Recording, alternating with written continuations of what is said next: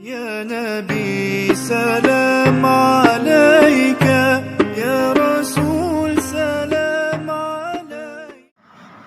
نحمدہ ونصلی ونسلم علی رسولہ الکریم، اما بعد فاعوذ باللہ من الشیطان الرجیم، بسم اللہ الرحمن الرحیم۔ تمام معزز ناظرین و سامعین کو السلام علیکم ورحمۃ اللہ وبرکاتہ۔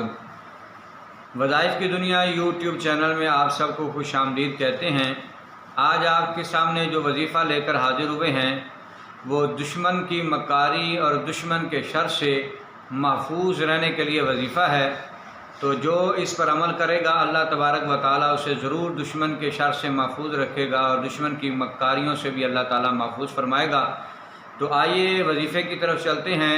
جس نے ابھی تک ہمارے یوٹیوب چینل کو سبسکرائب نہیں کیا ان سے گزارش ہے کہ ہمارے یوٹیوب چینل کو سبسکرائب کر لیں تاکہ آنے والی تمام ویڈیوز جو ہے وہ آپ تک پہنچتی رہیں اور آپ اور میں اس سے فائدہ حاصل کرتے رہیں۔ تو آئیے وظیفے کی طرف چلتے ہیں۔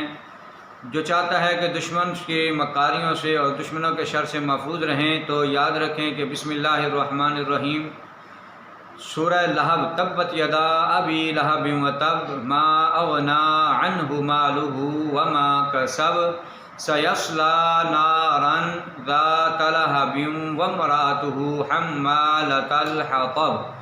یہ 30ویں پارے کی سورہ لہب ہے۔ تو اس کا وظیفہ آپ نے 11 دن یا 40 دن جو ہے کرنا ہے۔ وظیفے کو شروع کرنے سے پہلے آپ نے 11 مرتبہ درود پاک پڑھنا ہے اور آخر میں بھی 11 مرتبہ درود پاک پڑھنا ہے، اور شروع میں 11 مرتبہ استغفار اور آخر میں بھی 11 مرتبہ استغفار۔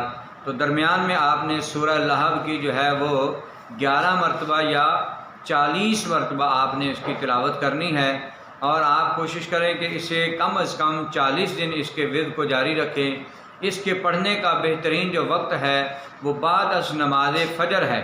بعد از نماز فجر 11 مرتبہ یا 40 مرتبہ آپ اس وظیفے کو کریں گے، فجر کے وقت، فجر کے بعد اور طلوع آفتاب سے پہلے پہلے۔ پھر اسی طرح اگر دوسرا اس کا خوبصورت بہترین وقت یہ ہے کہ آپ عصر کی نماز کے بعد اسے 11 یا 40 مرتبہ تلاوت کریں اس کی، اور غروب آفتاب سے پہلے پہلے آپ نے اس کی تلاوت جو ہے کرنی ہے۔ تو اسے آپ کم از کم 11 دن جاری رکھیں اور زیادہ سے زیادہ 40 دن جاری رکھیں، تو اللہ تبارک و تعالیٰ ضرور کرم فرمائے گا اور دشمنوں کے شر سے اللہ تعالیٰ ہمیں انشاءاللہ محفوظ فرمائے گا۔ اللہ تعالیٰ کی بارگاہ میں دعا ہے اللہ تعالیٰ دشمن سے ہم سب کو حفاظت فرمائے اور اپنی حفظ و امان عطا فرمائے۔ السلام علیکم ورحمۃ اللہ وبرکاتہ۔ السلام عليك يا رسول الله،